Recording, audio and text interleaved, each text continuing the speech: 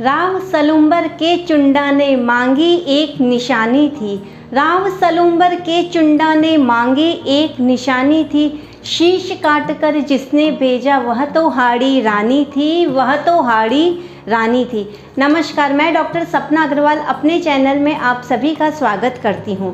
आज मैं आप सभी के सामने राजस्थान के अमर इतिहास से ऐसी रानी की कहानी लेकर आई हूं जिसके बलिदान की यशोगाथा राजस्थान के प्रत्येक गांव व आंचल में आज भी सुनाई पड़ती है।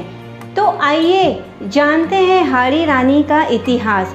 मेवाड़ के स्वर्णिम इतिहास में हाड़ी रानी का नाम स्वर्णिम बलिदान के लिए अंकित किया गया है, क्योंकि हाड़ी रानी एक ऐसी वीर क्षत्राणी थी जिसने अपने पति की दुविधा को दूर करने के लिए पति की मृत्यु से पहले ही सती हो गई। उन्होंने अपने सतीत्व का बलिदान इस तरह से दिया कि उसे सुनकर हमारी रूह भी कांप जाती है। बात उस समय की है जब मेवाड़ पर महाराणा राज सिंह का शासन था।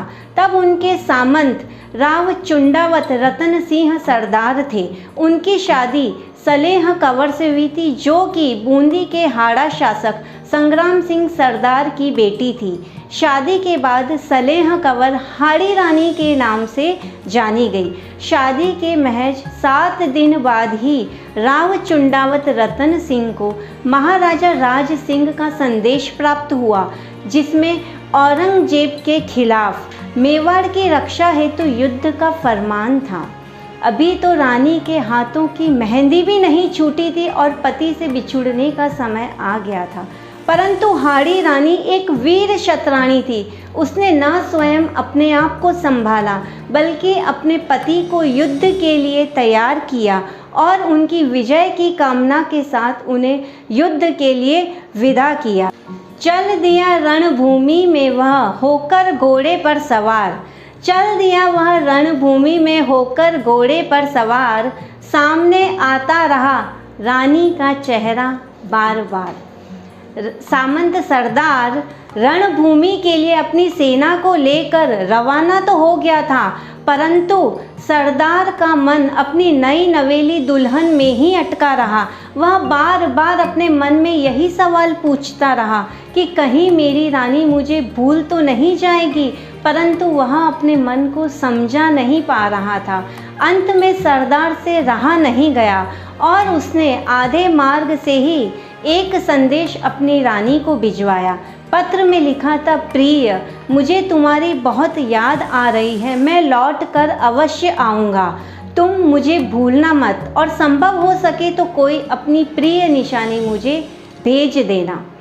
यह सुन रानी ने कहा, इस रूप पर धिक्कार है। यह सुन रानी ने कहा, इस रूप पर धिक्कार है। मेरा रूप तेरी राह का दीवार है।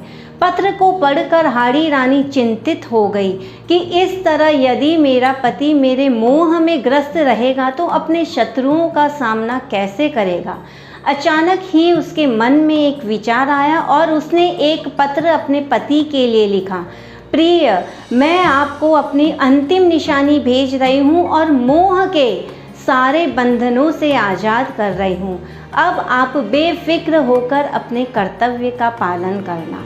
यह पत्र संदेश वाहक को देखकर हाड़ी रानी ने कहा कि मेरी निशानी को एक थाल में सजाकर सुंदर वस्त्र से ढक कर मेरे वीर पति के पास पहुंचा देना और याद रखना कि इस निशानी को और कोई न देखे। उसी समय रानी ने अपनी कमर से तलवार निकाली और एक ही झटके में अपना सिर धड़ से अलग कर दिया। युद्ध भूमि में लौटकर अपने कांपते हाथों और आंसुओं से भरे हुए चेहरे से जब संदेश वाहक ने वह स्वर्णिम थाल, जो कि सुहाग की चूनर से ढका हुआ था, सरदार के सामने किया।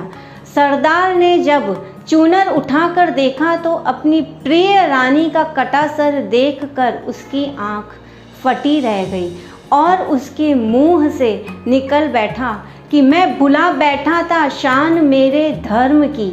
मैं भुला बैठा था क्या है शान मेरे धर्म की। तूने दिलवा दी राह मुझे मेरे कर्म की। अब सरदार अपनी रानी के बलिदान को ध्यान में रखते हुए दुश्मनों पर पूरी ताकत के साथ टूट पड़ा, अप्रतिम शौर्य दिखाया और अपनी अंतिम सांस तक लड़ता रहा जब तक कि दुश्मन मैदान छोड़कर नहीं भाग गए।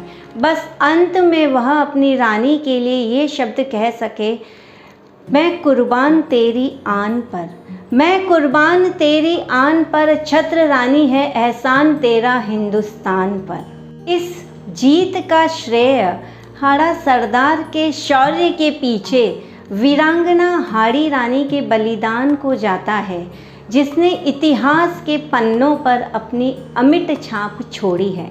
भारत के इतिहास में इसी तरह त्याग, साहस, बलिदान, देशभक्ति की हजारों गाथाएं हैं। यदि आप ऐसी और भी कहानियाँ, गाथाएं सुनना चाहते हैं जो हमारे सर को गर्व से ऊंचा कर देती है, तो आप मेरे चैनल को सब्सक्राइब कीजिए, लाइक कीजिए और कमेंट करना न भूलिए। धन्यवाद।